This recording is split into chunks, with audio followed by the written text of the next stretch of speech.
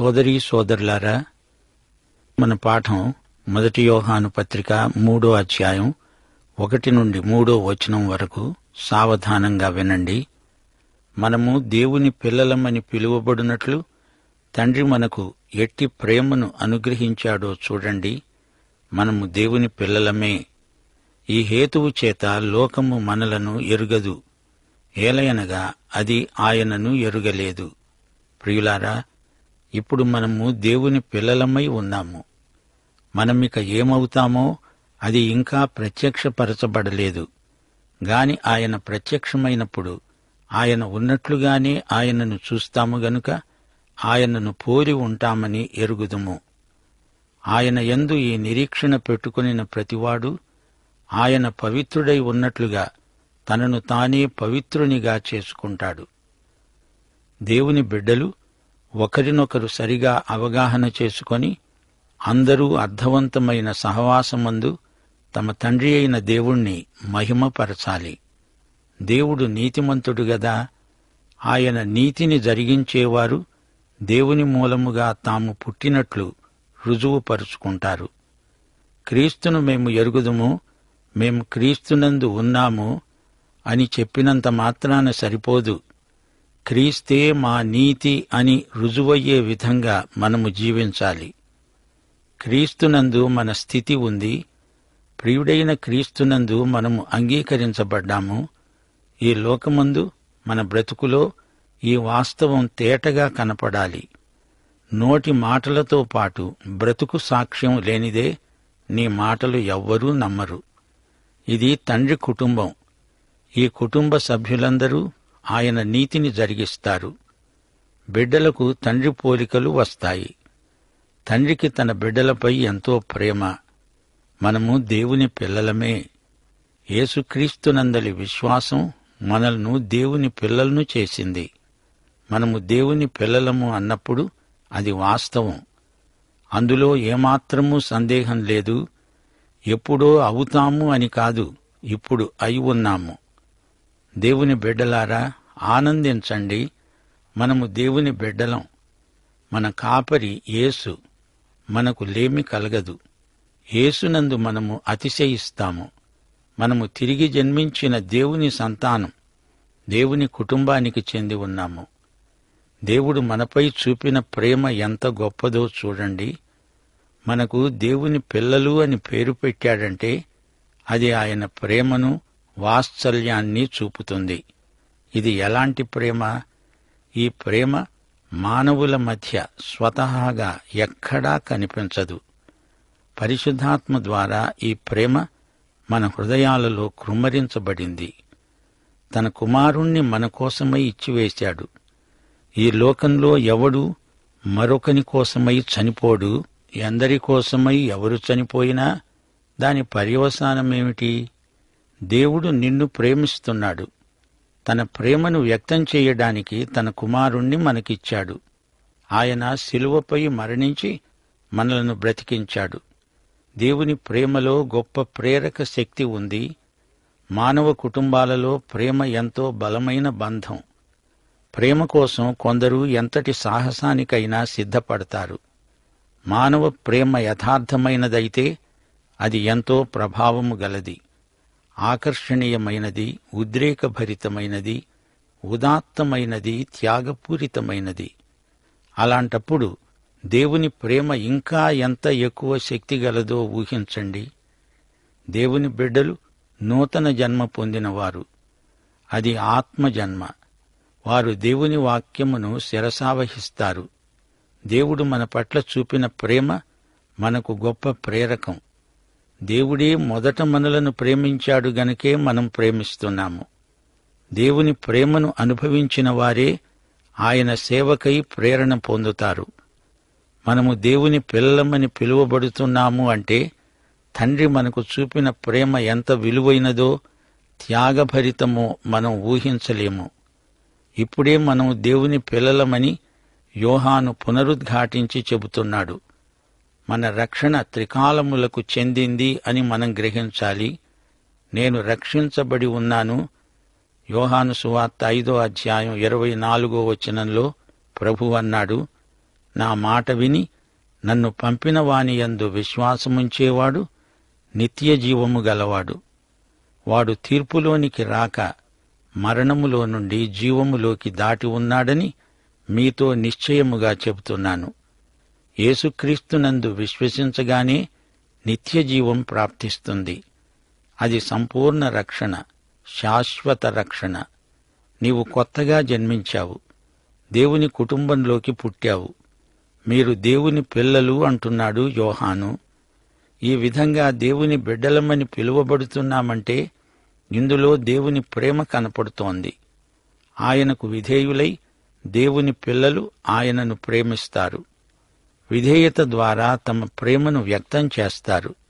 దేవునికి ఇష్టమైన రీతిగా జీవిస్తారు. ఇక నేను రక్షించబడుతూ ఉన్నాను. ఫిలిప్పీ పత్రిక 2వ అధ్యాయం 12-13 వచనాలు. పౌలు అంటున్నాడు, నా ప్రియులారా, భయముతో వణుకుతో మీ సొంత రక్షణను కొనసాగించుకోండి. ఎందుకనగా మీరు ఇచ్చయించడానికి, కార్యసిద్ధి కలుగచేసుకోవడానికి, తన దయాసంకల్పము నెరవేరుటకై మీలో కార్యసిద్ధి కలుగచేసేవాడు దేవుడే. 2 పేతురు 3వ అధ్యాయం 18వ వచనం.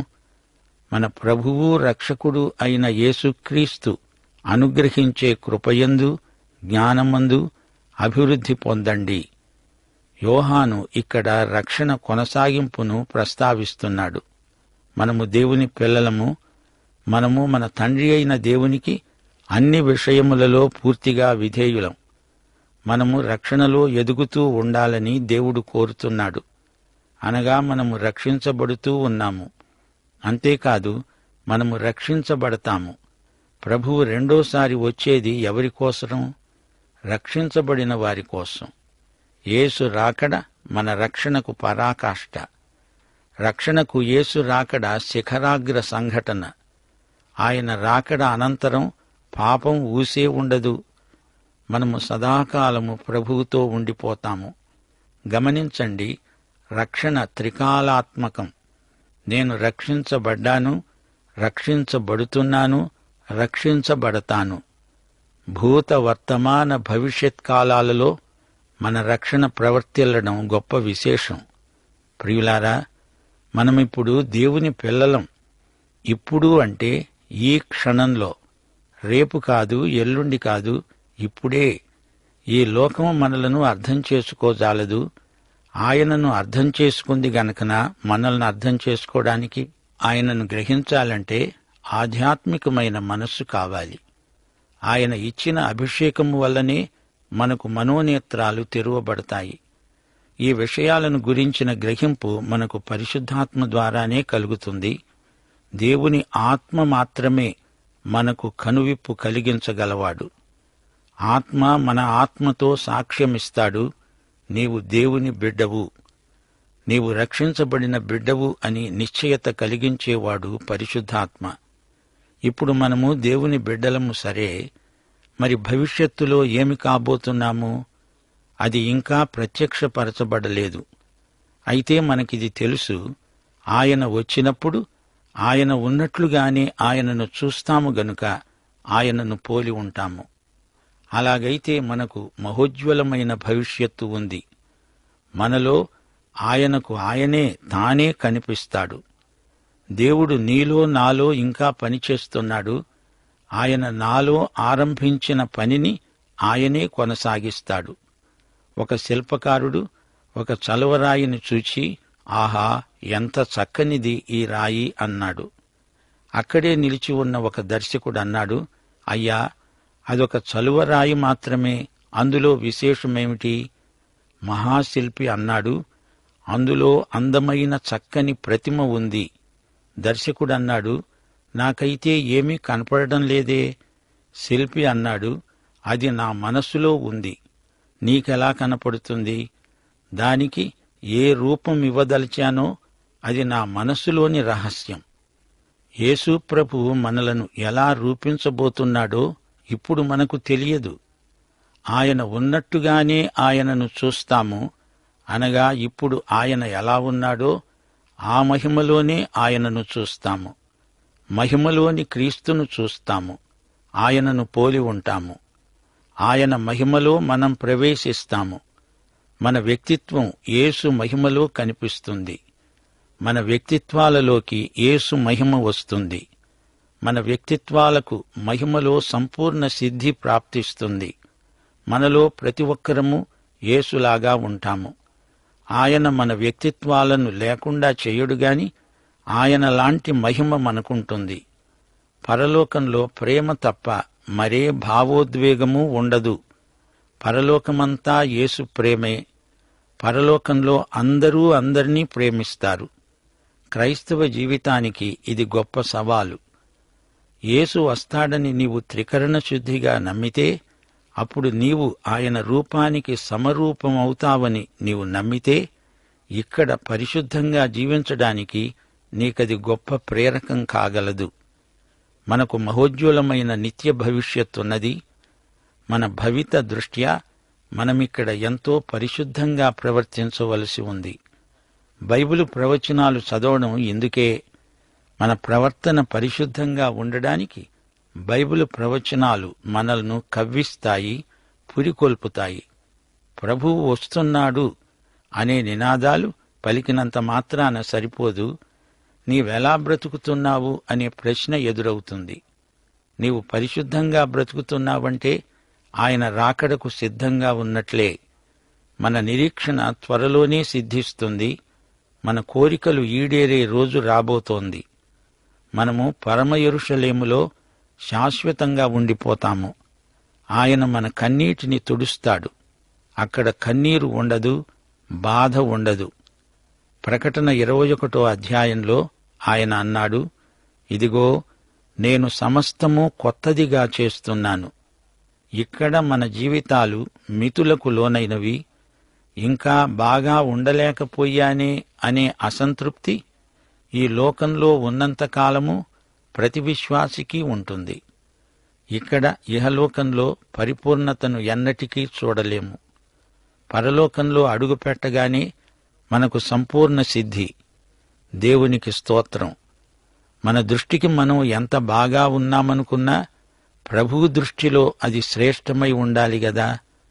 అదే మన తాపత్రయం. ఒక భర్తగా, తండ్రిగా ఇంకా బాగా ప్రవర్తించి ఉండాల్సింది అనిపిస్తుంది. నేను ఎక్కువ చేయగలిగి ఉన్నా చెయ్యలేదు అనే ప్రాతిపదికపై ప్రభువు మనల్ని పరీక్షిస్తాడు. సమస్తము క్రొత్తగా చేసే ప్రభువు ఎదట, ఆయన న్యాయపీఠం ముందు నీవు నేను నిలవాల్సి వస్తుంది. జాగ్రత్త. మన జీవితం నిత్యత్వపు పంట. దేవుడు తన పిల్లల పట్ల ఎంత గొప్ప ప్రేమ చూపుతున్నాడో గుర్తించండి. నేను రక్షించబడ్డాను, రక్షించబడుతున్నాను, రక్షించబడతాను. ఇక్కడ క్రీస్తు కోసం శ్రేష్టమైన బ్రతుకు బ్రతికితే అది మంచిది అని ప్రభువు అంటే చాలు. మనకు కావలసింది ప్రభువు గుర్తింపు. దేవుని బిడ్డలు తమ బాధ్యతలు, హక్కులు ఎరిగి ఉండాలి. దేవుని బిడ్డలు అని పిలువబడడం వారికి అదెంతో భాగ్యం. దేవుని బిడ్డలకు దేవుని కుటుంబంలో బాధ్యతలున్నాయి, ఆధిక్యాలు కూడా ఉన్నాయి. దేవుని కుటుంబం పేరు పెట్టబడిన బిడ్డలం. పేరుకు తగిన తీరు కూడా ఉండాలి. దేవుని బిడ్డ అవటానికి క్రీస్తునందు విశ్వాసం చాలు. దేవుడు మన తండ్రి. పాత నిబంధన ప్రకారం ఇశ్రాయేలు దేవునికి నిబంధన ప్రజలు. దేవుడు తన నిబంధన ప్రజలైన ఇశ్రాయేలుకు ధర్మశాస్త్రాన్నిచ్చాడు. ధర్మశాస్త్రాన్ని వారు పాటించాలి అనే షరతుపై వారు నిబంధన ప్రజలయ్యారు. అయితే కొత్త నిబంధనలో దత్తస్వీకార భావన ముఖ్యమైంది. దేవుడు కోరి నిన్ను నన్ను తన కుటుంబంలోకి దత్తు తెచ్చుకున్నాడు. ఈ విధంగా మనం దేవుని కుటుంబంలోకి రాగలిగాము. లోకములో మానవులందరూ దేవుని సృష్టే. అందును బట్టి అందరికీ దేవుడు తండ్రే. అయితే దేవుడు తన కృపచేత మన విశ్వాసం ద్వారా యేసుక్రీస్తును బట్టి మనలను తన కుటుంబంలోకి దత్తు చేసుకున్నాడు. అయితే ఈ లోకంలో దేవుని బిడ్డలు అపార్థానికి గురవుతారు. యేసుక్రీస్తును ద్వేషించిన లోకం ఆయన శిష్యులను ప్రేమిస్తుందా? యేసుక్రీస్తును దేవుని కుమారుడని లోకం గుర్తించలేదు. లోకం ఆయన మాటలను అపార్థం చేసుకుంది. అలాగే యేసుక్రీస్తునందు విశ్వాసముంచిన వారిని లోకం అపార్థం చేసుకుంటుంది. నిత్యజీవానికి ఆరంభం ఇక్కడే. ఆరంభం ఇక్కడే అయినా అది నిత్యత్వంలోకి కొనసాగుతుంది. యేసు అకస్మాత్తుగా వస్తాడు. ఆయన మహిమలో ప్రత్యక్షమైనప్పుడు మనం ఆయనలాగే రూపాంతరం చెందుతాము. ఆదాము దేవుని స్వరూపమందు దేవుని పోలికగా చేయబడ్డాడు. మనిషి తన పోలికలో ఉండాలని దేవుని అభీష్టం. అయితే ఆదాము పతనమై దేవుడనుగ్రహించిన మహిమను పోగొట్టుకున్నాడు. అయితే క్రీస్తునందు మానవుడు తాను పోగొట్టుకున్న దానిని తిరిగి పొందాడు. క్రీస్తునందు తిరిగి దేవుని పోలికను ధరించుకోగలుగుతున్నాడు. యేసుక్రీస్తునందలి నూతన సృష్టి అయి మానవుడు యేసు సారూప్యానికి ఎదగటం మొదలవుతుంది. యేసు వచ్చినప్పుడు ఆయనను చూస్తాము. చూస్తూ ఉండగానే మనం ఆయనను పోలి ఉంటాము. యేసు ప్రత్యక్షం మనలను ఆయన పోలికగా మారుస్తుంది. ఆయనను చూడాలంటే హృదయశుద్ధి కలిగి ఉండాలి. ఆయన ప్రత్యక్షాన్ని అనుభవించాలంటే హృదయశుద్ధి కలిగి ఉండాలి. ఈ ప్రత్యక్ష దర్శనం విశ్వాసులందరికీ వాగ్దానం చేయబడింది. యేసునే ధ్యానిస్తూ ఆయన గుణాతిశయాలనే ప్రకటిస్తూ ఉన్నవారు ఆయన వచ్చినప్పుడు ఆయన ఉన్నట్టుగానే ఆయనను చూస్తారు. ఒక క్షణంలో ఆయనను పోలి ఉంటారు. యేసు ప్రభువు రెండో రాకడను గురించి యోహాను మాట్లాడుతున్నాడు. ఇది మన శుభప్రద నిరీక్షణ. ఆయన వస్తాడు. ఆయనను చూస్తాను. ఆయనలాగే మారిపోతాను. ఇప్పుడు కాలమనే తెర అడ్డం ఉంది. కాని ఆయన రాకడతో ఆ తెర కాస్త తొలగిపోతుంది. మన జీవితకాలమంతా మన ప్రభువు రాకడ కొరకై సిద్ధపాటే. యేసు రాకడ దృష్ట్యా పరిశుద్ధ జీవితం ఎంతో ముఖ్యమని చెప్పి యోహాను గ్నోస్తిక వేదాంతుల నోరు మూశాడు. వారు శరీరంతో ఏం చేసినా పర్వాలేదంటున్నారు. కావాలని బుద్ధిపూర్వకంగా దేవుని బిడ్డలు పాపం చేస్తే తండ్రి హృదయాన్ని గాయపరిచిన వారవుతున్నారు. ఆయన తన బిడ్డలమైన మనలను ఎంతో ప్రేమిస్తున్నాడు. మన కోసం మహోజ్వలమైన భవిష్యత్తు ఉంది. మనం పాపం చేయకూడదు. ఆయన ప్రత్యక్షం దృష్ట్యా పరిశుద్ధంగా జీవించాలి. చిన్నపిల్లలారా అంటూ ఈ రచయిత ఈ పత్రికలో 9 సార్లు విశ్వాసులను సంబోధిస్తున్నాడు. దేవుని కుమారుని నామమందు విశ్వాసముంచిన మీరు నిత్యజీవము గలవారని తెలుసుకొనున్నట్లు నేను ఈ సంగతులను మీకు రాస్తున్నాను. దేవుని బిడ్డలకు రక్షణ నిశ్చయత ఉండాలి. దేవునితో ఎడతెగని సహవాసం కొనసాగించుకోవాలి. దేవుని బిడ్డలు తమ సోదరులతో కూడా ప్రేమపూర్వకమైన సహవాసంలో ఉండాలి. అప్పుడే మన సంతోషం పరిపూర్ణమవుతుంది. పాపాన్ని, పాప దుష్ట శక్తిని జయించగలుగుతాము. ఆయన ఇచ్చిన అభిషేకము మనలో నిలిచి ఉంది. దేవుని ఆత్మ మనలో ఉన్న పరమోపాధ్యాయుడు.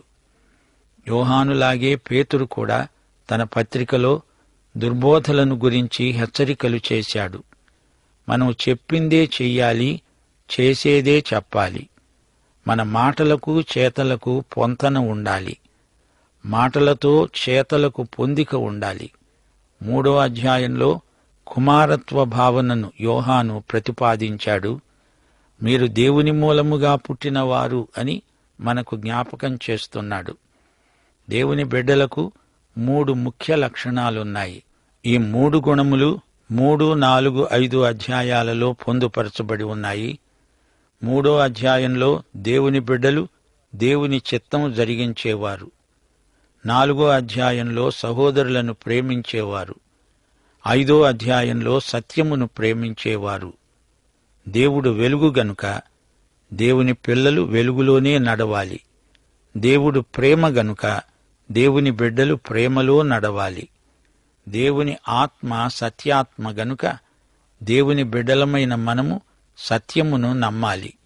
సత్యమునకు విధేయులమై ఉండాలి. సింహాలు, ఎలుగుబంట్లు అడవిలో ఒంటరిగా తిరుగుతాయి, గాని గొర్రెలు మందలుగానే ఉంటాయి, తిరుగుతాయి.